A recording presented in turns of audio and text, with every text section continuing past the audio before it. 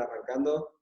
Ya, Bueno, yo te agradezco muchísimo a vos y a Eli por la disponibilidad. A mí lo que te decía antes, a mí me parece que como reumatólogos y como clínicos muchas veces infraaprovechamos el proteinograma electroforético porque no miramos, ¿sí? Digamos, lo grosso que miramos es ver si tiene hipergama y tratar de diferenciar si es hipergama mono o policlonal, y muchas veces se limita a eso, y ciertamente se puede aprovechar muchísimo más, ¿sí? Así que por eso me pareció aprovechar la experiencia que tienen ustedes en proteinograma para aumentar un poquito ese conocimiento, y por otro lado para ir a lo que decíamos, acercando servicios en la idea de trabajar de forma interdisciplinaria. Así que muchísimas gracias, y si querés ir arrancando, Leti. bueno, gracias a vos por invitarnos. La verdad verdadera es que nos gusta estar en comunicación con ustedes y poder aprender nosotros también, ¿no? Porque el tema del hospital es muy querido. Yo estoy en el hospital desde el 88. Me recibí y ya me quedé ahí, primero con un cargo docente, de cargo de hospital de planta, estoy desde el 2013, ocupando el lugar de alguien que se jubiló, pero transito los pasillos desde el 88. Así que mi corazón está ahí, y todo lo que pueda hacer, todo lo que ustedes crean que yo puedo hacer para ser útil para los pacientes, para el hospital, para el servicio, para todo, cuenten conmigo. A mí, la verdad, me encanta. Y si no lo sé, lo buscamos juntos, ¿sí? El tema es que el proteinograma electroforético, en realidad, brinda una enorme información sobre un montón de situaciones para cada paciente, y yo resalté dos, que son la fase aguda. Fíjense, no sé si ven el puntero, acá, la fase aguda, Sí, y la hiper... se ve.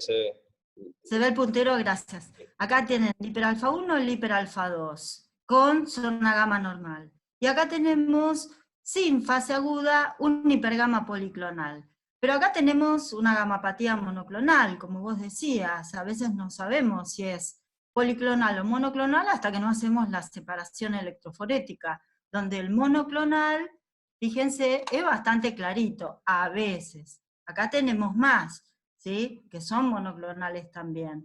Pero a su vez podemos detectar un síndrome nefrótico, ¿sí? Un proceso por ahí cirrótico, como este que está acá. O sea, arriba tenemos las separaciones normales. Estos dos son sin particularidades. Y el resto, bueno, hipoproteinemia generalizada, un hipogama feroz, ¿sí? Esto es un proceso hepático seguro. Fíjense acá la albúmina, cómo está transportando bilirrubina, una bisalbuminemia. Es decir, que el espectro de todo lo que nosotros podemos ver a veces es específico, porque como decía una de mis profesoras, lo único patognomónico realmente en un perfil proteico es el síndrome nefrótico. El resto se ajusta a distintas situaciones clínicas, pero igual aporta mucho. Yo siempre digo, esta es mía, no es de nadie, no te puede pasar nada mejor que tener un cuadro seroproteico normal. ¿Y por qué? Porque alrededor de 4.000 proteínas estamos separando ahí. Lo que pasa es que la relación masa-carga es la que va a hablar de su movilidad, y vamos a adecuar la sensibilidad para tener una información clínicamente útil. Fíjense, cuando hablamos de metabolismo, nosotros siempre decimos, le sacamos una foto en ese momento al paciente, ¿sí? Separamos las proteínas, por supuesto, medimos proteínas totales, albúmina y el resto de las fracciones que ahora vamos a ver, pero en realidad lo que estamos viendo es esto. ¿Qué pasa con la biosíntesis? ¿Sí? ¿Llegan los aminoácidos o no? ¿Hay algún problema de absorción o de información genética por la cual una proteína puede faltar? Hay un problema de síntesis. Fundamentalmente la mayoría de las proteínas que vemos en un proteinograma son de origen hepático, y a su vez también podemos ver esto de la distribución entre el intra y extravascular, el catabolismo y la pérdida del exterior. O sea, piensen siempre en esta foto del paciente cuando estamos viendo un proteinograma. Y vamos a ver que tenemos proteínas que incrementan su síntesis, sea por demandas, por hiperplasias de tejidos productores, por neoplasias o por la fase aguda, o porque está comprometido el órgano encargado de su catabolismo y entonces las vemos, digamos, alteradas. También tenemos problemas de síntesis disminuida, como les decía, si no ingerimos proteínas o si ingerimos y no las podemos internalizar, un problema de absorción, si el hígado no está funcionando, o si tenemos proteínas que son reactantes de fase aguda negativas, que van a tener su síntesis disminuida por alguna agresión. ¿Sí?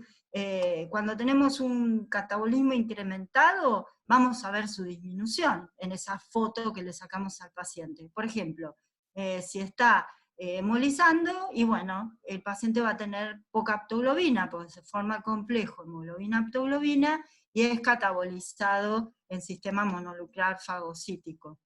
Después tenemos la permeabilidad incrementada y la pérdida exógena, que también van a estar impactando en lo que es esa distribución de un perfil proteico normal.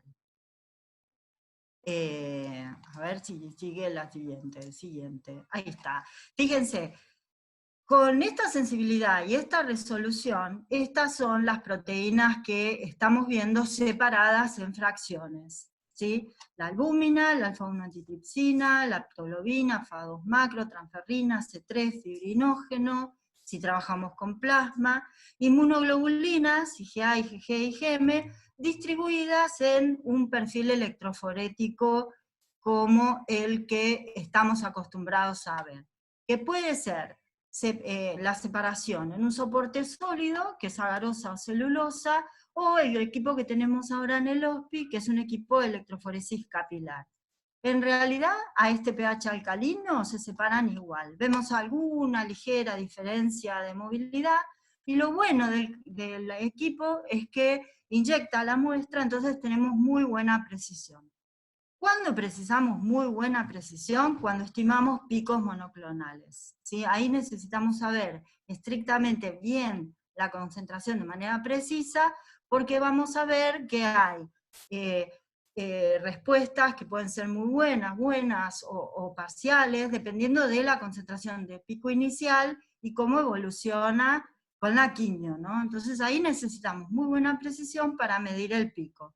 Pero las fracciones esas, todas esas proteínas, van a estar ubicadas igual, tanto para soporte sólido como para electroforesis capilar, y con un método que en realidad no es sensible, no es ni sensible ni específico. ¿Por qué? Porque yo únicamente albúmina tengo una proteína en el fraccionamiento de la albúmina, que es este. Pero después, para alfa-1, que es esta fracción que está acá, ven que aumenta y llega al valle. Bueno, esta fracción está constituida por dos proteínas, que son glicoproteína ácida alfa-1 y alfa-1 antitripsina. Sobre alfa-2, ¿qué vemos? Vemos fundamentalmente aptoglobina y alfa-2 macroglobulina. En beta-1 vemos principalmente transferrina, aportando ahí, hemopexina aporta muy poco. Sobre beta-2 vemos la fracción C3 del complemento, y en la zona gamma, una parte de las inmunoglobulinas. ¿Sí? Con electroforesis capilar pasa exactamente lo mismo. ¿Sí? Los fraccionamientos son iguales, solo que en electroforesis capilar, en lugar de ver cómo cada fracción une colorante, voy a ver la absorbancia, ¿sí? Que me va a dar el área bajo esta curva, ¿sí? Dependiendo de la concentración de proteína que tengo, que es detectada por un sensor. Acá la mido por unión a colorante, y acá la mido con la absorción a 200 nanómetros del enlace peptídico.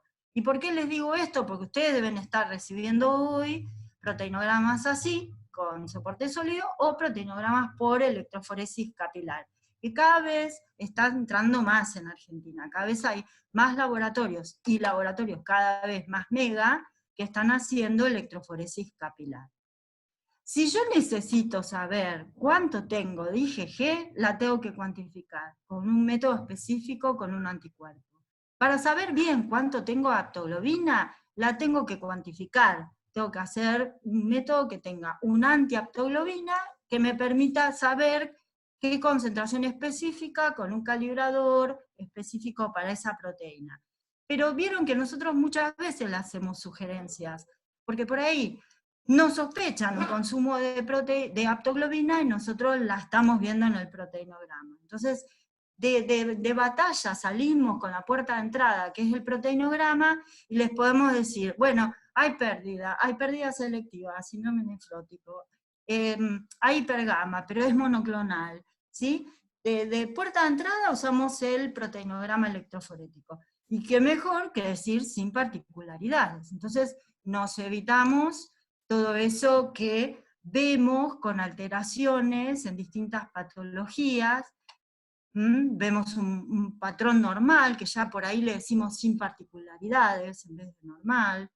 Después tenemos cirrosis hepática, donde en realidad hay un hipergama policlonal, y como está tan comprometido el hígado, no vemos la albúmina, no vemos beta 1. Acuérdense que todas son de síntesis hepática, excepto las inmunoglobulinas. Miren acá una respuesta inmediata, hiperalfa 1, hiperalfa 2, vemos una hipoalbuminemia con un componente monoclonal, este es el que les digo que marcamos a línea de base y les pintamos todo esto para que ustedes sepan qué concentración tiene, y que después van a querer ver cómo eso baja. Hipogama globulinemia, fíjense, borrado completamente el sector gamma, una respuesta tardía, porque todavía hay fase aguda, pero ya hay hipergama, ahora vamos a estar viendo eso, y el síndrome nefrótico, que yo les decía, es casi patognomónico. Hipoalbuminemia, hiperalfa 2, y si es primario, hipogama. ¿Está? Entonces, este es un perfil bastante valioso, cuando le sacamos esa foto al paciente y vemos qué es lo que está pasando con sus proteínas, porque no ayuda a la relación albúmina-globulinas. Ustedes van a ver que hay laboratorios que todavía le informan, pero no pueden decirles nada de todo esto, que en realidad ayuda mucho más que saber si, bueno, tengo hipergama o no, de qué tipo, ¿no? O un hipogama con una fase aguda nos va a dar una relación albúmina-globulinas normales. En realidad nosotros esa relación ya no la informamos más. Creo que poca gente la está informando.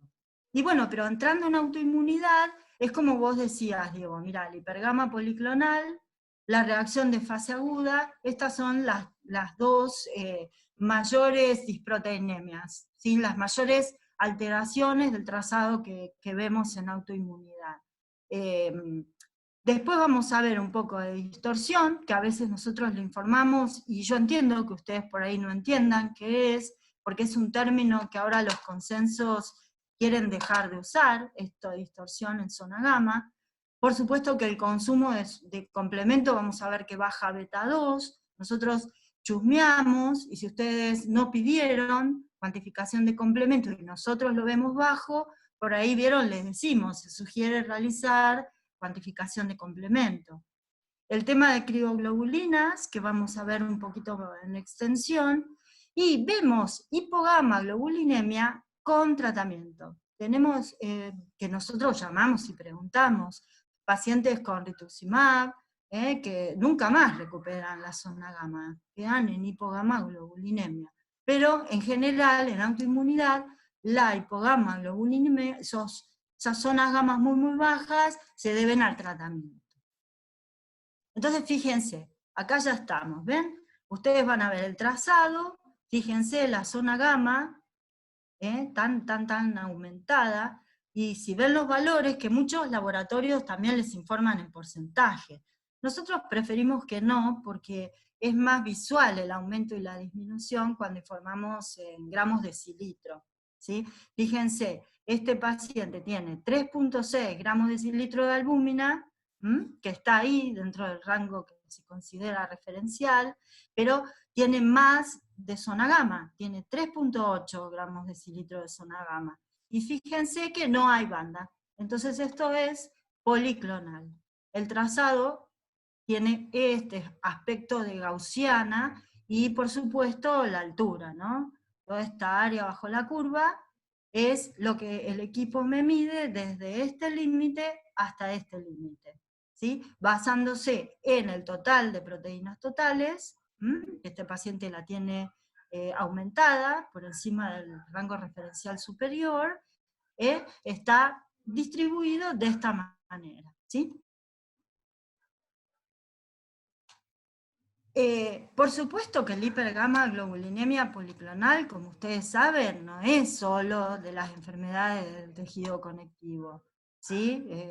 Tenemos infecciones, bueno, como veíamos, cirrosis, y acá tampoco me voy a meter dónde está alterada la tolerancia inmunológica o no, o cómo está distribuido acá, ustedes de eso deben tener grandes discusiones y deben saber mucho más que yo, pero esta diapo en realidad lo que marca es que tenemos un montón de patologías atrás de lo que nosotros vemos como un hipergamma globulinemia policlonal, ¿no? Por supuesto. Y este dibujo que hace acá la zona gamma es muy característico. Es más, antes mucha gente le decía y le sigue diciendo oligoclonal. Ven que hay como una restricción, como que hubiera unos pocos clones, que no es tan policlonal como esta hipergama. Y siempre que llamamos, en general, está asociada a lupus, a Sjögren, pero fíjense cómo tiene una restricción, no es monoclonal, sigue siendo unos pocos clones, pero policlonal, y impacta por la concentración. O sea, más azul, más concentración tiene. Esto es en un soporte sólido, que en general la gente no les manda la corrida, porque es muy difícil acoplar al reporte del proteinograma este tipo de corridas. En capilar es mucho más fácil.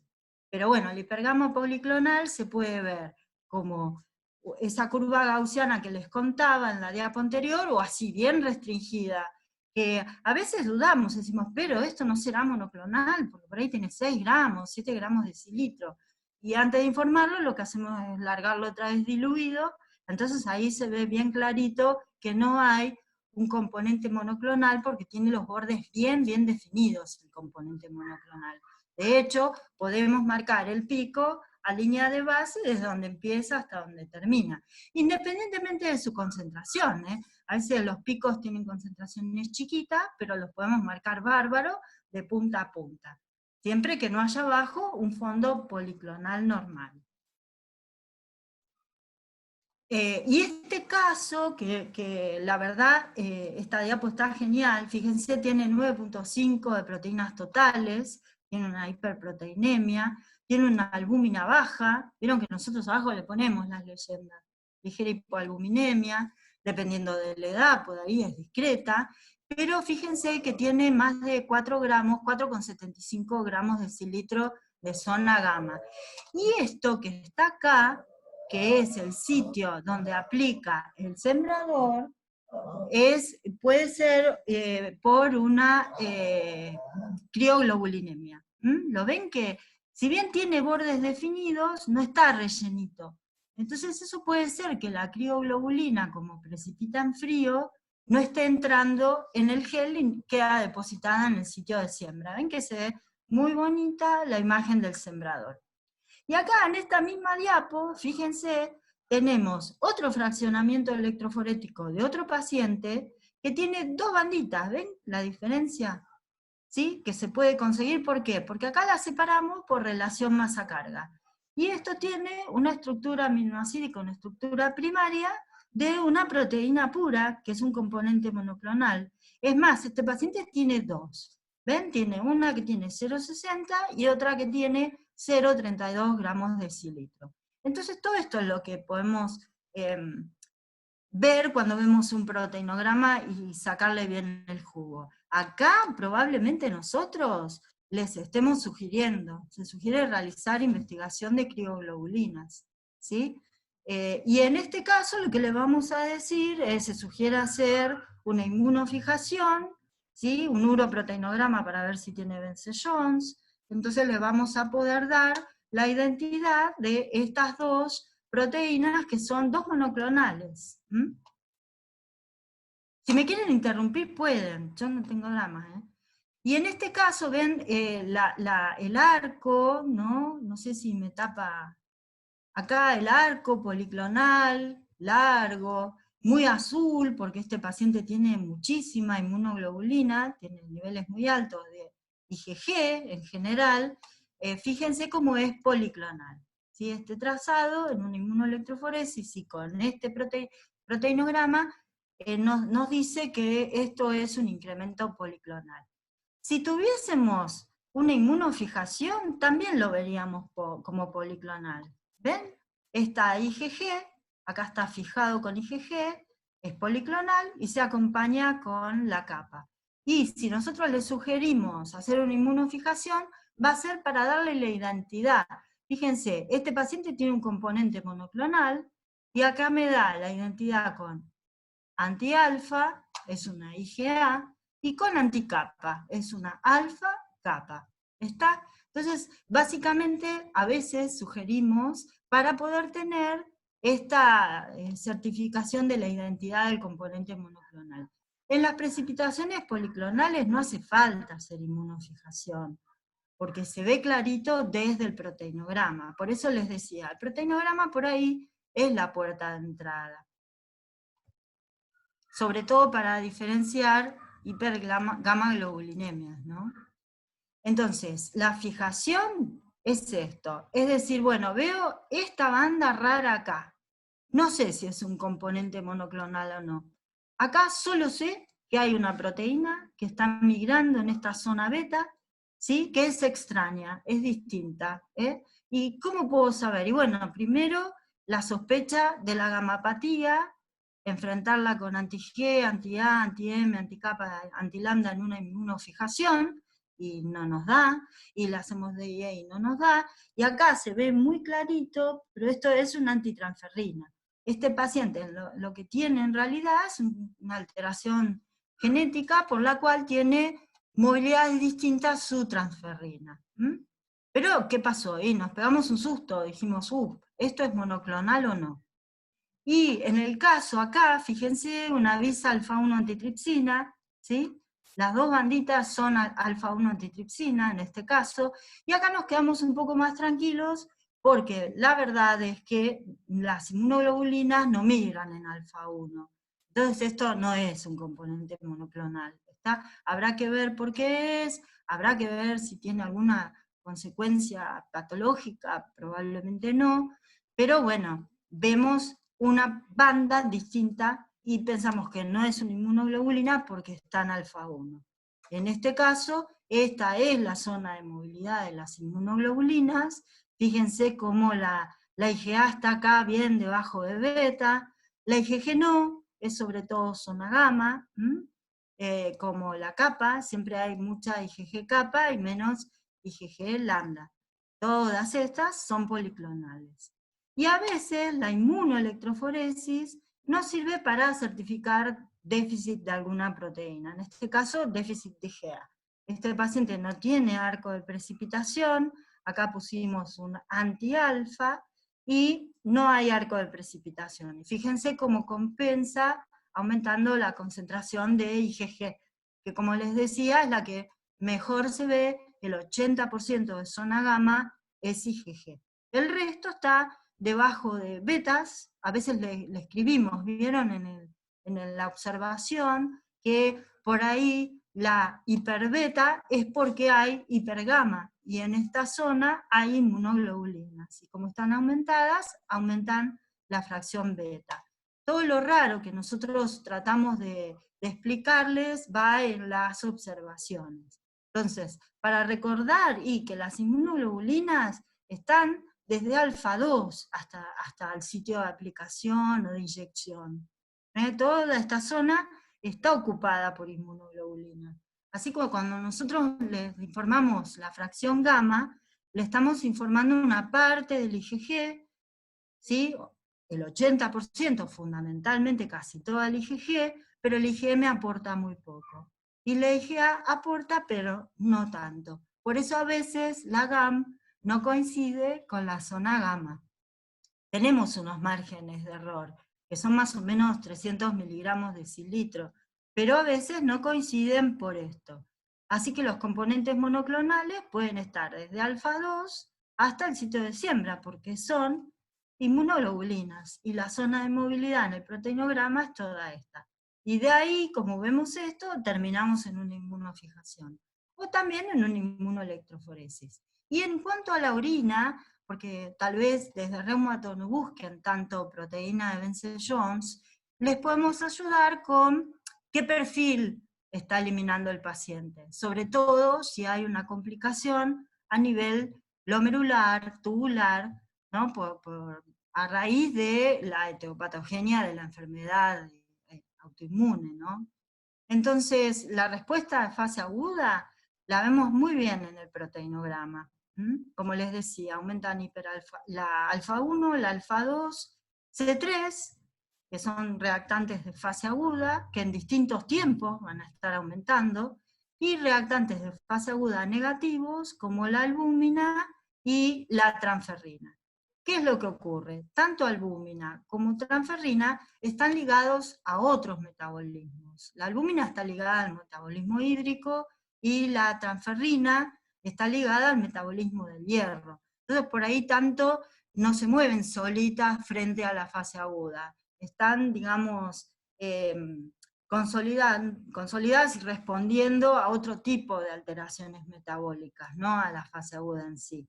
Por eso es clarita la fase aguda con hiperalfa 1, hiperalfa 2 y el aumento de C3, ¿no?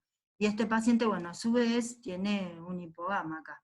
Hiperalfa 1, hiperalfa 2, hipogama, un compromiso alterado, puede que no esté comiendo, puede que no esté absorbiendo, puede que tenga un compromiso hepático, ¿ven? Todas esas disquisiciones las podemos un poco analizar desde el resto del laboratorio, y por supuesto ustedes que tienen la anamnesis, ¿no?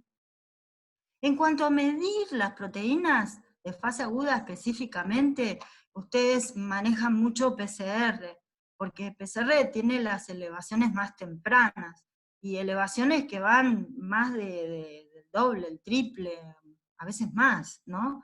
Y a veces tenemos problemas nosotros con la PCR, porque fíjense que en el proteinograma ella es una proteína pura, tiene una secuencia aminoácidica específica, así que aparece como una banda, ¿sí? Cuando le hacemos la fijación, obviamente no es ninguna inmunoglobulina, es la PCR, ¿sí? Muchas veces nuestras sugerencias van con, se observa una banda homogénea, para confirmar la identidad se solicita o se les sugiere que soliciten inmunofijación, por esto. No es lo común, es muy raro de ver. Hasta hace unos años yo les hubiera dicho que no la vemos nunca, pero una vez tuvimos un incidente, y bueno, era PCR, entonces de ahí aprendimos, y ahora somos bastante más cuidadosos, ¿no? Porque no es lo mismo tener una PCR elevada que una gamma-cativa monoclonal. Pero bueno, aprendimos hace mucho de esto. La alfa-1 glicoproteína ácida, la alfa-1 antitripsina y la alfa-1 antiquimotripsina, todas se mueven en alfa-1. Pero fíjense que tienen elevaciones tempranas muy distintas, 24 horas, con picos que ya se alejan bastante, ¿sí?, de lo que puede pescar una PCR. ¿Ah? Acá las 96 horas las sigo teniendo elevadas. El fibrinógeno se pide mucho, y lo están pidiendo mucho ahora en COVID, porque también es un reactante de fase aguda. ¿Qué pasa? Nosotros hacemos proteinogramas de sueros, no de plasmas. Para nosotros el fibrinógeno es una interferencia. Ahora lo están pidiendo mucho, ¿vieron? Para COVID como reactante de fase aguda. Y fíjense C3, que es más tardío en indicar la fase aguda. Pero excepto esta PCR, que en algunos casos la hemos visto, pocos casos, pero la hemos visto, el resto lo vemos en el proteinograma. Y acá les puse un trabajito que es muy, muy nuevo, ven que acá les dejé el link, habla de otra cosa, ¿no? Habla de la importancia de las vacunas, pero me gustó, le decía a Eli, porque es un review que hace mucha referencia a qué interleuquinas están asociadas con cada una de las proteínas de fase aguda. ¿Ven? tanto las positivas como las negativas. Y fíjense que algunas citas son bastante viejitas, ¿sí? Pero bueno, la vez que ya se descubrió cuál era la verdad de la milanesa, nadie más sigue trabajando sobre eso. Pero fíjense que acá está lindo para ver eso, este trabajo. Y me sorprendió porque es 2020, como review. Y este, que es un poco más viejito, que es 2019, es un poco la explicación de esto que les venía diciendo. O sea, hoy para COVID, por ejemplo, estamos midiendo proteínas específicas. Estamos midiendo proteína C reactiva, ferritina, fibrinógeno, y acá tienen la cinética de todas, ¿sí? De todas ellas. Ferritina, que ahora está como súper de moda, es una proteína que, fíjense, hace este trabajito, miren, 48 horas, 96 horas, 6 días, ¿sí? Ahí está cantando la fase aguda de la ferritina, pero está a su vez muy ligada al metabolismo del hierro, ¿no? Por supuesto, esa más que nadie. Y acá tienen, bueno, PCR, ¿sí? A las 48 horas, y después cómo ya la semanita va bajando. Por supuesto, en una situación que es un trauma, o sea, súper controlado. Yo sé que mi paciente en estos días tenía todo normal. Nuestro paciente nunca es tan puro, nunca sabemos en qué punto de este momento estamos, ¿no? En cualquier otra situación. Un trauma que puede ser una cirugía. Y bueno, acá estaban bárbaros, y fíjense a las 24 horas cómo empieza a bajar albúmina, ¿m? Y aptoglobina que baja, porque seguro acá hubo una hemólisis, así que no se puede manejar como reactante de fase aguda acá. Y fíjense después, 96 horas, y a los 6 días, y paró, digamos, la hemólisis, está aumentada porque es un reactante de fase aguda, claro que sí. Bueno, ¿y qué más de acá? Bueno, es interesante esta diapo, sobre todo para esto de clarificar qué papel tiene la ferritina, que es muy parecida la curva a la del fibrinógeno, fíjense. Pero acá a los 6 días, la fase aguda en el proteinograma la vemos. ¿Y qué pasa? En ese momento agudo no vamos a ver hipergama. La hipergama la vamos a ver 20 días después, ¿está? El tema con los pacientes de ustedes es que no sabemos acá dónde están. Por eso sirve también el proteinograma, ¿no? En esa detección. Bueno, entonces acá ya vimos reacción de fase aguda, vimos hipergama policlonal, ¿no? Las más relacionadas con autoinmunidad, y a veces van a ver esto de distorsión. Distorsión es esto. ¿Ven que no es una gaussiana? Es como una meseta, no sé cómo describirlo, pero deja de ser una gaussiana. ¿Y qué es? Fíjense, este paciente tiene hiperalfa 1, hiperalfa 2. ¿Está? Tiene hipoalbuminemia, y la transferrina está por ahí no tan baja, ¿sí? O sí, porque va a depender de si está anémico o no. Pero tienen la fase aguda. Quiere decir que probablemente todo esto que esté acá distorsionando el sector gamma sean complejos inmunes. Entonces, cuando vas a ver, este paciente tiene una infección donde sea, ¿no? No sé, en cualquier lugar. Y por eso la fase aguda, y por eso esta respuesta, que es fisiológica. Está bueno que responda de esta manera, ¿no? Frente a la agresión. Y hay otras que son un poco más marcadas. Fíjense, yo tengo acá herramientas para decir, bueno, lo aliso más, lo aliso menos.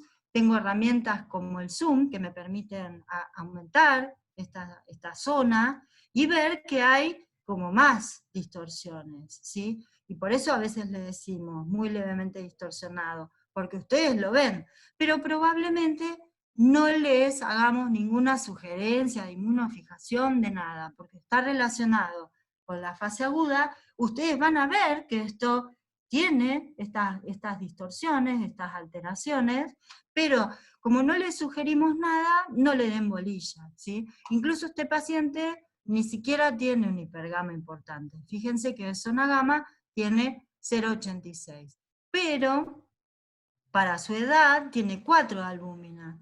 Este paciente probablemente en estado de salud tenga 4,5, 5 de albúmina, ¿no?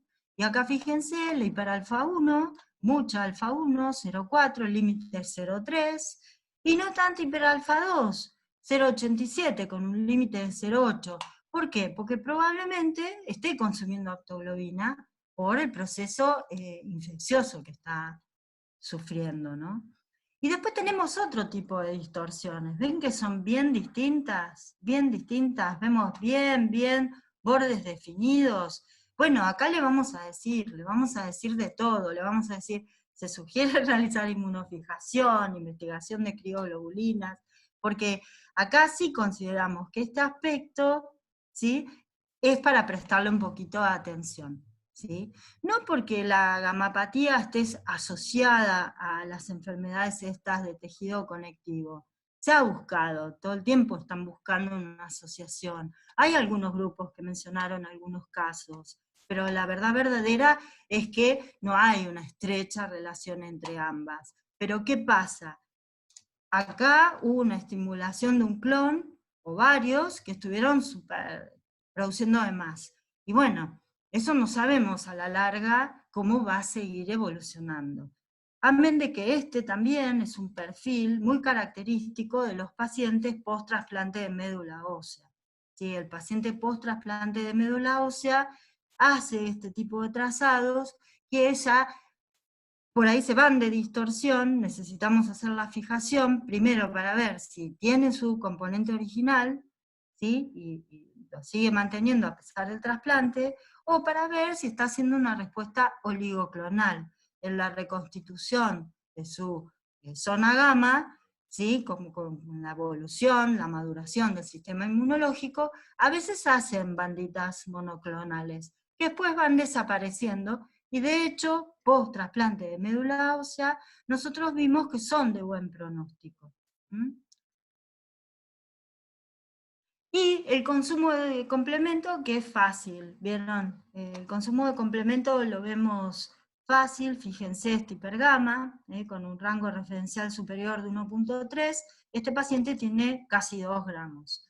Y acá, si bien entra un poco inmunoglobulina debajo de beta, se puede ver el consumo de complemento. Por eso, a veces, cuando nosotros le decimos marcada de hipobeta 2, si vemos que en el sistema que no le han pedido complemento, nosotros le hacemos la sugerencia. Porque ahí lo bueno es saber cuán bajo está, ¿no? Y acá es difícil marcar, porque tenemos esa zona gamma metiéndose. Bueno, acá iríamos a tomar un café para hacer un breakcito, pero como estamos cada uno en su casa, por ahí tomando mate, no hacemos break, pero sí quiero presentarles a mi residente, a Eliana, que va a ser mi futura jefa de residencia. Y ella, bueno, cuando está volviendo con nosotros, está justo ahora con nosotros en su segunda vuelta, trabajó sobre inmunoglobulinas, y por eso quiero que ella les cuente un poquito de qué consideraciones, ¿no? A ver si puedo. Creo que si Diego te deja, podés vos. Sí, pero quiero salir como que sigo en tu pantalla todavía. Ahí la saqué. Ahí está, ahora sí. Muy bien. Ahora sí. Estaba acá. ¿Ahora sí se ve? No, yo te estoy viendo a vos. Mi pantalla. A ver acá. Abajo tenés compartir pantalla. Sí. Acá. Ahí, compartir. ¿Ahí se ve? Sí, perfecto. Sí, muy bien, muy bien. Bueno, y ahora voy a hablar de crioglobulinas brevemente. Como dijo Leti, es una de las alteraciones que puede aparecer en un proteinograma de un paciente con una enfermedad autoinmune. Y bueno, ¿qué es una crioglobulinemia? Es la presencia en suero de una inmunoglobulina simple o algún complejo inmune que precipita de forma reversible a temperaturas menores a 37 grados. Fenómeno que se conoce como crioprecipitación. Y estas se clasifican en 3 tipos. Tenemos las de tipo 1, que están conformadas por inmunoglobulinas monoclonales o fragmentos de ellos, En su mayoría son de tipo IgM, aunque pueden ser IgG, IgA y también cadenas livianas libres. Después están las de tipo 2, que ya es un complejo inmune formado por una inmunoglobulina monoclonal que va a actuar como anticuerpo y que en su mayoría tiene actividad de factor reumatoideo, es decir, que reconoce el fragmento de FC de otra inmunoglobulina, que en este caso va a ser de tipo policlonal y entonces funciona como antígeno. Generalmente la monoclonal es isotipo IgM y la policlonal IgG, aunque pueden haber otras combinaciones, pero es lo más frecuente. Y después está la de tipo 3, que también es otro complejo, pero formado por inmunoglobulina poli y otra poli también, una actúa como anticuerpo y el otro como antígeno. Tanto las de tipo 2 como las de tipo 3 se denominan mixtas, y hay otro tipo, en realidad que es como un subtipo, que son las de transición, que se producen en aquellos casos donde hay como una evolución desde el tipo 3 a tipo 2, y que y se van haciendo, están conformadas por inmunoglobulinas oligoclonales, que generalmente aparecen en el transcurso de algunas infecciones crónicas, como por ejemplo la hepatitis C, que van evolucionando de una forma de tipo 3 a otra de tipo 2 un poco más estable en suelo. Bueno, y como dije, las mixtas son las 2 y las 3, las que aparecen con mayor frecuencia son las de tipo 2, en un 50 o un 60%, mientras que las de tipo 3 aparecen en un 30 o un 40%, y las de tipo 1 son las menos frecuentes. Las de tipo 2 y tipo 3 se producen, si bien no se conoce el mecanismo, digamos, por el cual surgen las crioglobulinas, este tipo se cree que aparece por hiperestimulación del sistema inmune tras el estímulo prolongado y crónico de un antígeno. Las mixtas pueden aparecer tanto en infecciones crónicas, generalmente son de tipo 2, o en enfermedades autoinmunes, generalmente de tipo 3, y en menor proporción en el curso de trastornos linfoproliferativos, y en un menor porcentaje en casos donde no se conoce la etiología, que se conocen como crioglobulinemia esencial mixta. Y en cuanto a las enfermedades autoinmunes, las que más frecuentemente pueden cursar con crioglobulinemias son la artritis reumatoidea, el lupus eritematoso sistémico y el síndrome de Sjögren. Y en cuanto a la fisiopatogenia, o sea, cómo producen el daño, bueno, las de tipo 1 es por su característica de monoclonalidad, generan hiperviscosidad local en el torrente sanguíneo y a su vez precipitan en vasos pequeños, lo que genera que produzcan obstrucción e injuria de estos vasos y de los tejidos donde se encuentran irrigando esos vasos, predominantemente a nivel renal y también en piel, sobre todo en las extremidades, que es donde vamos a encontrar más bajas temperaturas. Y en cuanto a las mixtas, su mecanismo de fisiopatogenia es un poquito distinto y es directamente por el depósito de esos inmunocomplejos a nivel subeendotelial, tanto de pequeños como de medianos vasos. Al depositarse también van a fijar complemento, lo que va a amplificar un poco la inflamación y la respuesta de citoquinas y de células inflamatorias, lo que va a producir fenómenos de vasculitis, tanto a nivel renal, piel, como también sistémico, que son las características, digamos, clínicas más frecuentes de este tipo de enfermedades que cursan también con crioglobulinemias. Y bueno, en cuanto a la investigación de las crioglobulinas, lo que es importantísimo resaltar es la preanalítica. ¿Por qué? Porque como dijimos, son inmunoglobulinas que precipitan por debajo de los 37 grados. Por lo tanto, mantener esta temperatura durante la extracción y su transporte es vital. Se debe recolectar de entre 10 a 20 mililitros de sangre entera sin anticoagulante. No menos de ese volumen, porque en caso de que la crioglobulina se encuentre en baja concentración, si tomamos menos de 10 mililitros, es muy probable que nos perdamos de encontrarlos. Y debe ser sangre sin anticoagulante, porque en caso de que usemos anticoagulante, lo que vamos a obtener después de la centrifugación va a ser plasma, que va a contener fibrinógeno y otras proteínas de plasma que pueden precipitar en frío también y resultar en falsos positivos. Creer que son crioglobulinas y en realidad es criofibrinógeno. Bueno, como dije, entonces los tubos, las jeringas, todo tiene que estar precalentado a 37 grados y transportarse rápidamente en recipientes termostatizados hacia el laboratorio. Una vez que llegó, se incuba en baño 37 por 1 hora y media, para asegurarnos que en caso de que haya perdido esa temperatura y haya precipitado algo, se vuelva a redisolver. Y luego de eso se centrifuga, se separa el suero, bueno, y con el agregado de un conservante para evitar el sobrecrecimiento bacteriano, y luego ese suero se fracciona en 2 tubos, que van a ser incubados en heladera a 4 grados Celsius. Bueno, acá puse llamado de atención para acordarnos que pacientes anticoagulados, ojo al momento de tomar la muestra, o pacientes que hayan sido sometidos a plasmaferesis, que también son heparinizados para este procedimiento, purgar o lo que sea la vía, o tomar la sangre con los recaudos necesarios.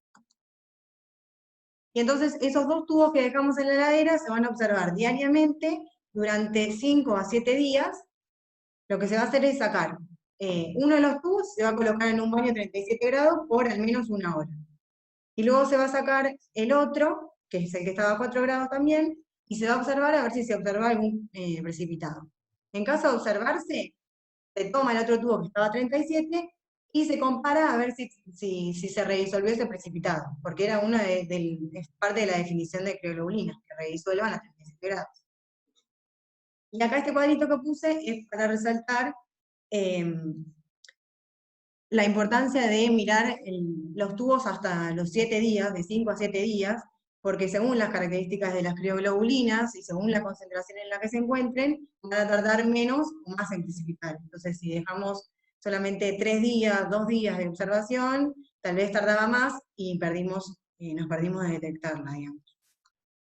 Y acá se muestra, como había mostrado Leti en esa diapositiva, como una muestra, que es crioglobulinas positiva, tomada en condiciones normales, o sea, en temperatura ambiente, la sembramos y se ve como las crioglobulinas precipitan en el sitio de siembra, y entonces se ve acá el sitio de siembra marcado.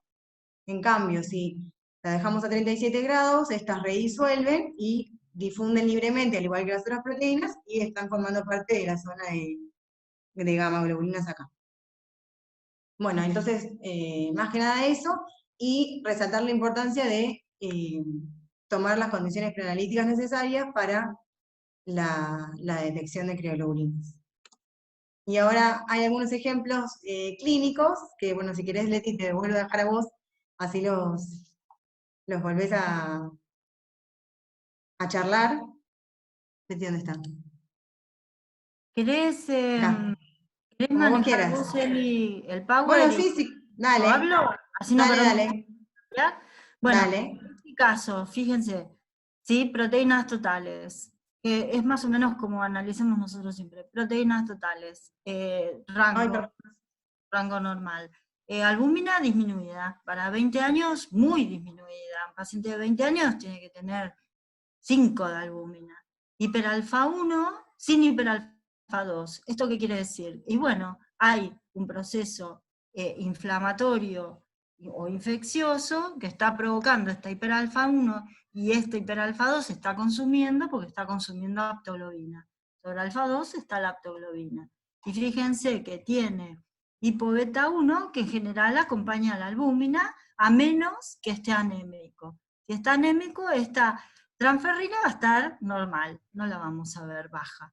Y fíjense que está disdibujada beta 2, eso porque está consumiendo, pero es difícil de ver porque tiene hipergamma. ¿Sí? Con un rango referencial superior de 1,3, este paciente tiene 2,12. Pero ¿cómo es? Policlonal. Y bueno, cuando vimos el diagnóstico era lupus. Si querés pasar el otro, Eli. Este es hermoso, fíjense, acá 31 años, otra vez 7,9, dentro del rango, proteínas totales, no nos dice nada, albúmina muy, muy baja para esta edad, y fíjense, yo iba a decir una guasada de alfa 1, una guasada de alfa 2, y casi 3 gramos de zona gamma. ¿Está? Y ven que está casi toda dentro de zona gamma. Esto es IgG, ¿sí? Conviene acá cuantificar, y bueno, una vez nos pasó con Benjamín, que veíamos, ven este valle acá que llega casi a línea de base, Bueno, la paciente a su vez tenía un déficit de IgA, o sea, no sé qué tenía, ustedes la tienen, pero nosotros veíamos que asociado a este hipergama había un déficit de IgA, que no es un hipergama de un déficit de IgA, el diagnóstico en sí era lupus, ¿sí? O sea, debía tener las dos cosas esta paciente, estoy casi por ciento segura. Bueno, la que viene. Y eso fue en enero del 2016, y en agosto del 2019 vuelve. Claro, eso es lo que vemos. Fíjense que sigue teniendo la fase aguda, mejoró bastante su albúmina y sigue con, cada vez que la noxa sigue, y bueno, los reactantes de fase aguda están gatillados, van a estar, ¿sí? Ahí es la utilidad del proteinograma, siguen estando a pesar del tiempo, pero lo que sí estamos viendo es que está bajando la zona gamma de 2,8 a 1,6, ¿no? Es evidente. Pero bueno, este programa también nos permite superponer este relojito que ustedes ven acá, nos deja superponer todos los proteinogramas de este paciente, siempre y cuando esté bien el nombre, ¿no? Porque a veces los nombres son cualquier cosa. Y como decías vos, Leti, antes, Sí, o sea, sí, que sí, depende de en qué momento veamos, es una foto del paciente en ese momento. Que acá claro, era el 2016, ahora es 2019, y no sabemos claro. en qué actividad de la enfermedad está, digamos, si estamos activos, menos activos de lupus, o... Claro, claro, claro. Sí, la foto que nosotros sacamos, como vos decís, es esta. Pero ves que tiene hipobeta acá, ¿ven? Sí. Mm, A ver. Ah, acá hay otro. actividad. Una hipergama de Chor. Y este que, bueno, solo hipergama, fíjense qué buena albúmina. Eso es lo que también nos da la pauta de que la está llevando bien, ¿no? Siempre que hay buena albúmina. Este solo tiene marcada hipergamaglobulinemia policlonal, y es un síndrome de Sjögren. Y no sé Sí. si más. Ay. No, No, creo que en ningún otro caso. sí, sí, sí. Y acá le gustó a Eli las palabras de este médico, que en realidad es el padre de la cuantificación de las proteínas, ¿no? Y dice que, bueno, la interpretación fisiopatológica es lo que es crítico. Por eso a nosotros nos gusta poner observaciones. Y todos los consensos, miren, los consensos canadienses, australianos, españoles, todos dicen que está bueno poner observaciones, porque como nosotros manejamos lo que es la metodología, lo que es la interferencia, lo que es la evaluación esa crítica desde el punto de vista analítico, la observación ayuda a interpretar eso, porque por supuesto con la experiencia uno cada vez va adquiriendo más casos vistos, más casos raros, vieron que en clínicas para casos raros es mandado a hacer. Entonces, de ahí que decimos, bueno, nosotros lo informamos, y después qué hacemos con eso ya es independiente del laboratorio, ¿no? Ahí es donde está bueno hacer esto de la interrelación. Y ya lo Ah, y esta decía. era la que te gustaba a vos, el Soldi. Esta es la que quería yo, porque miren qué linda esta orina, este suero, ya me pueden decir, acá tenés un componente monoclonal, que fíjense, está pasando a la orina, es un IgG lambda, y este Más a la paciente, lambda. claro, tiene una lesión glomerular, y tiene Vence-Jones, y bueno, en el suero también tiene un poquito de Vence-Jones, porque seguro tiene una insuficiencia renal, y yo digo, no es un Soldi, esto es un Soldi, qué loca lo mío, pero Soldi, pero bueno, me pareció que es medio un arte, muy artesanal todo lo que tiene que ver con proteínas, ¿vieron? Nosotros no aceptamos derivaciones de crioglobulinas, porque no podemos asegurarnos de esa etapa preanalítica que les decía Eli, que es crítica. Si ya no estuvo bien sacado, 2 tubos, enseguida al baño para que no coagule y la atrape, y después, ¿qué vamos a mirar? Y nada, ¿no? Los tubos esos que que centrifugamos y separamos no va a haber nada, ¿no? Bueno, no sé, ¿algo más, Eli? No, creo que nada más.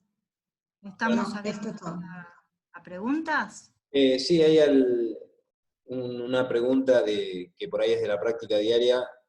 Nosotros pedimos Sí. bastante crioglobulinas y muchas veces Ah, lo que obtenemos son crioglobulinas, vestigios. Queríamos saber sí, el significado que le daban y sí. cómo se interpretaba. A ver, son cuadros clínicos donde tener crioglobulinas nos orienta mucho y muchas veces los vestigios no sabemos si verdaderamente son significativos o no. Eso es una de las cosas que queríamos contar. Sí, ¿ustedes hacen crioglobulina ustedes? El laboratorio hace determinaciones, pero la mayoría son de central, la mayor parte de las de las determinaciones. Ah, bueno, bueno, porque nunca nos pasa eso de que vienen vestigios, ahí estaba viendo en el chat, que vienen vestigios y de golpe No a tengo chat. negativas. No, eso no nos pasa. O sea, si son esas que decía Eli, tipo 1, esas las vemos a las 24 horas. Las otras vamos a ver que tardan en aparecer, pero si a los 3 días ya es positivo, a los 7 va a seguir siendo positivas. Y que sean vestigios no quiere decir nada en realidad. Quiere decir que son positivas igual y que son capaces de provocar lesión igual, ¿sí? No podemos por ahí cuantificarlas bien, pero el hecho de que estén, piensen que nosotros ponerlas en la heladera es como para hacer el test, pero a nivel de lo que es sistema, no hay ningún lugar que esté a 4 grados, excepto la punta de los dedos, la punta de la nariz, que ahí es cuando ven el Raynaud, ¿no? Los dedos azules, la nariz azul. Eso es muy característico por ahí de una macroglobulinemia de Waldenström, donde ahí sí la crioprecipitación es brava, es bárbara, pero vestigios te puede estar haciendo bolsa al riñón, te puede estar haciendo tranquilamente bolsa al riñón. Sí, de hecho, hay un montón de trabajos que dicen que no hay correlación entre la concentración de crioglobulinas y el daño que provoca. No Claro, hay ningún tipo de correlación. claro, Más crioglobulinas, más daño. Por claro, eso también está discutida la cuantificación.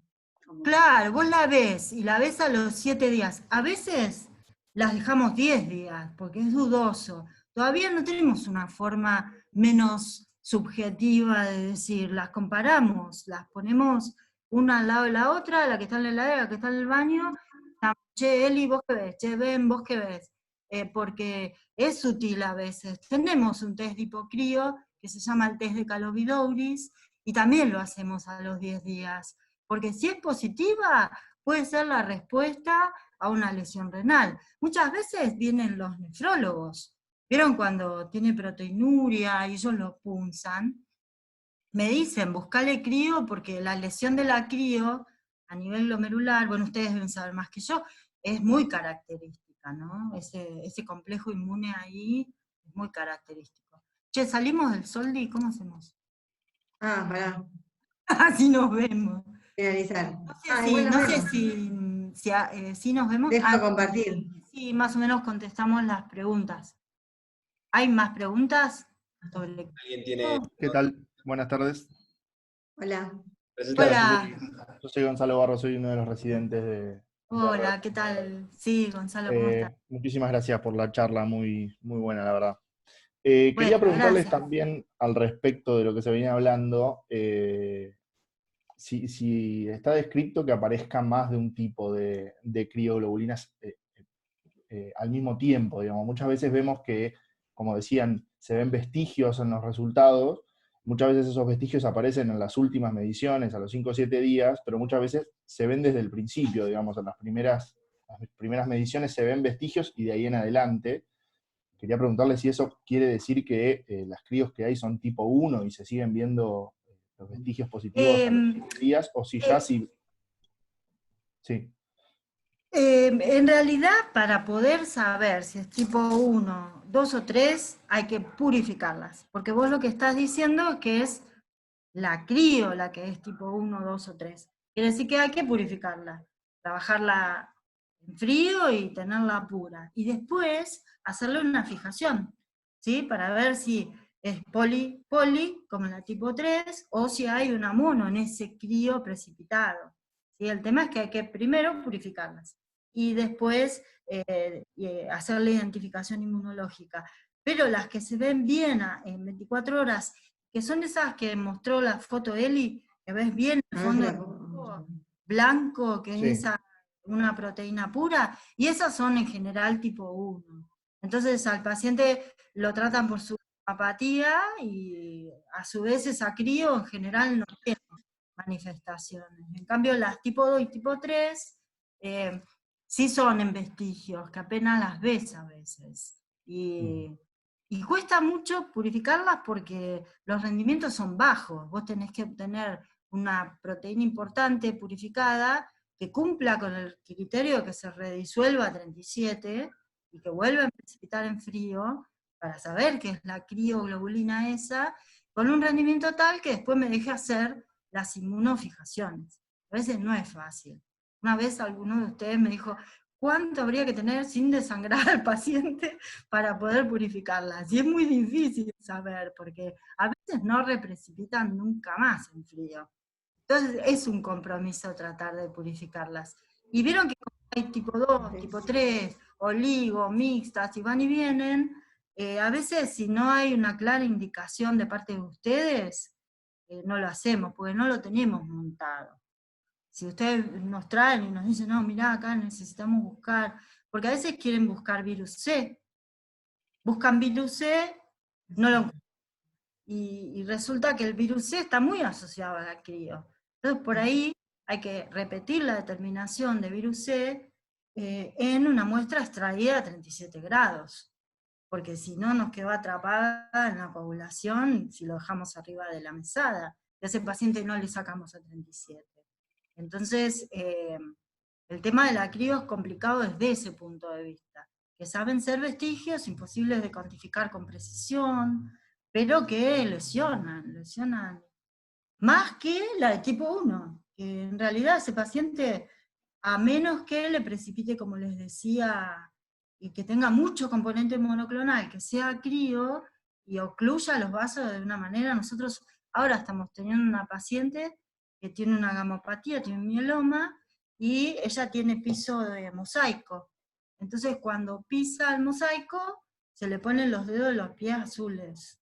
Sí, sí, es terrible. Pero bueno, la están tratando por su gamapatía, le está bajando el componente monoclonal, o sea, es otra historia. Pero esa sí es fácil de purificar, Claro. esa purificó Ben, hicimos la fijación, ese era un IgG monoclonal, un IgG capa creo que era. Así que ahí no hay drama. Por otra parte, me gustaría preguntar, y ya con esto dejo, además de los déficits proteicos que se hablaban al principio, ¿qué otra utilidad tiene la inmunoelectroforesis? Y antes era lo que usábamos para ver si había arco anúmalo, hoy está superada en sensibilidad por la fijación. Por la Pero fijación. muchas veces ocultan las cadenas livianas. Entonces, la IF lo que tiene diferente es que la difusión es libre. En la fijación vos la haces migrar con la diferencia de voltaje, ¿no? Y ahí le pones el suelo y la ves bien, bien definidita. En cambio, como en la IF la dejás difundir libremente con su anticuerpo toda la noche, es como que topes. A veces la usamos por eso. Lo que pasa es que, bueno, está desmerecida porque para remisión completa, lo que dice el International Myeloma Working Group es que tenés que buscar la desaparición del pico monoclonal por inmunofijación, que es la más sensible de todas las técnicas, por ahora, ¿no? Entonces está desmerecida la IF, y nosotros la amamos, así que hacemos mucho, pero en general se ha dejado bastante de hacer, ¿sí? Por la sensibilidad. Muchas gracias. No, de nada. ¿Algún otro comentario o pregunta?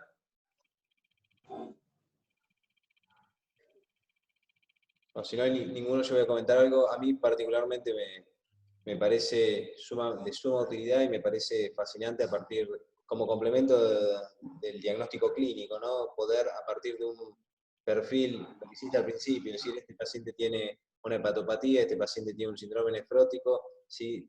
Con el perfil electroforético me parece muy bueno. Y otra cosa que también en algún momento no entendía y ahora entiendo claramente, en algún momento hemos recibido informes donde se decía, por ejemplo, en la sección correspondiente a la zona beta, se observa una banda, ¿sí?, monoclonal, por lo cual se sugiere la realización de una inmunoelectroforesis, una inmunofijación o un neuroproteinograma. Y verdaderamente no entendía cómo en una zona que no es la de gamma podíamos tener, ¿sí?, una hipergama monoclonal. Y ahora con esto que por ahí aclarás eso y ayuda a entender la fisiopatogenia de lo que está pasando, y me parece sumamente relevante y útil para lo que hacemos diariamente. Por eso era Claro. Sí, y una cosita, porque en realidad el proteinograma no sirve para screening de gamapatías por esto, porque puede haber bandas en alfa 2, bandas en beta. El día que tengamos que hacer un screening, porque vieron que la más común es la gamapatía monoclonal de significado indeterminado. El día que tengamos que hacer un screening, vamos a tener que acoplar un método más, que es la cuantificación de cadenas livianas libres. Lo que dicen los consensos hoy es que no sirve solito como screening, pero bueno, agarramos el 80 o 90% de las gamapatías. ¿Sí?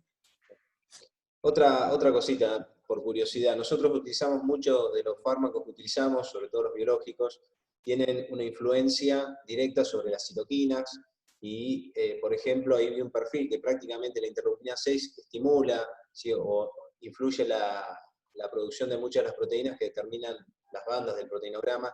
¿Ustedes han visto algún perfil en pacientes tratados con algún biológico, por ejemplo tocilizumab, una antiinterleuquina 6, ¿sí?, algún perfil que les llame la atención y cuando hayan ido a ver, hayan encontrado un fármaco y eso lo han observado?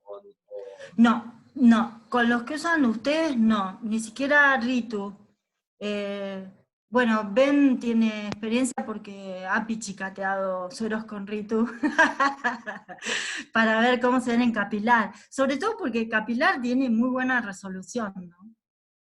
Sí, el daratumumab para los pacientes con el daratumumab sí lo vemos. Y es una complicación porque aparece como un pico en un paciente que ya tenía un pico. Pero bueno, es raro que coincidan las movilidades. Pero no sé, Ben, ¿querés decir algo de Ritu? Quería hacer una aclaración de lo que preguntaba recién. Que en el caso de las interleuquinas 6, por ejemplo, va a estar regulando lo que es la expresión de esas proteínas ante una respuesta de fase aguda. Nosotros, en el caso de que, por ejemplo, le estuvieran dando una antiinterleuquina 6 o una anticitoquina de ese estilo, lo que podríamos llegar a ver es la ausencia de una fase aguda. Claro. Pero las proteínas, las bandas van a seguir estando, no es que van a desaparecer, porque tienen un nivel de expresión que es normal. Claro, perfecto, es lo mismo que vemos nosotros, que no aumenta el eritro, no se modifica la PCR. Claro. Pero en sí ver el Ritu como banda nunca nos pasó, y solo esa vez que decíamos debe ser, ¿te acordás, Ben? Y eso sí, que hay las terapias biológicas, lo que tienen es eso, que son componentes monoclonales de síntesis, ¿sí? Y que dependiendo de la dosis y el nivel de zona gamma que tenga ese paciente, a nosotros también nos puede parecer como si fuese una interferencia en el proteinograma. Claro. Nos va a parecer como una única banda monoclonal, en general de muy baja concentración y tienen movilidades características descritas en literatura. Que es más común, como le decía Leti recién, con el daratumumab, que se usa para el tratamiento de mieloma, y está descrito en algunos casos en Ritu, pero bueno, nosotros había alguna paciente que nos generaba duda, y yo en su momento me había puesto en contacto con ustedes, y era una historia que no estaba evolucionada, no se sabía muy bien si había tenía, claro. el registro de esa paciente, entonces no lo pudimos demostrar en ese caso. Pero bueno, para estar atentos, que siempre está bueno cuando esté un paciente bajo tratamiento con terapia biológica en observaciones de la orden ponerlo, porque no solamente en el proteinograma, son terapias que pueden llegar a generar algún tipo de interferencia a nivel de laboratorio, que siempre está bueno saberlo. Sí, y teníamos ganas de hacer algo con ustedes, con los pacientes con Ritu, porque estábamos leyendo que a veces cuando tienen crío, esa crío es IgM monoclonal y les dan ritus, se incendian. Tenemos una bibliografía medio así, dice se incendian, hacen como enfermedad del suero. No sé si ustedes han visto eso. Por ahí teníamos unas. En experiencia no sé si algunos chicos, Nati, sí, o Vane, o Andresito, o Ceci han visto algo parecido. Yo por lo menos no lo he registrado, igual no tengo tanta experiencia, pero lo averiguamos y bueno, si se puede plantear algún trabajo, estamos más que abiertos desde ya. Estaría bueno. ¿Por qué? Porque vimos que hacen un test que es muy fácil, es enfrentar Ritu con la muestra y ver si reacciona o no en una especie de dot blot, ¿viste? En un sitio, enfrentarlos, y bueno, no es muy difícil de hacer, y si la verdad estamos frente a un paciente que ustedes ven que tiene una reacción, qué sé yo, por ahí es por eso, porque esta actividad, ¿no? La IgM contra el Ritu. Claro. Pero bueno, esto me parece que va a funcionar como un principio de un buen vínculo, ¿no? Yo les reagradezco que nos hayan invitado, la verdad. Agradecerte a vos, Sí, muchas y a gracias. Eli, por haber coordinado todo. Bueno, si no hay ningún comentario, ninguna pregunta, ya cerramos, ¿sí? Bueno, Así que muchísimas gracias. Después les paso no, por favor. si quieren, con el video para que lo vean y demás. Y Ok, realmente a mí me parece muy útil y nuevamente gracias, Leti y Eli. nada, por favor, por nada, gente. Muchas gracias a Gracias a todos. ustedes. Gracias. Gracias. Chao.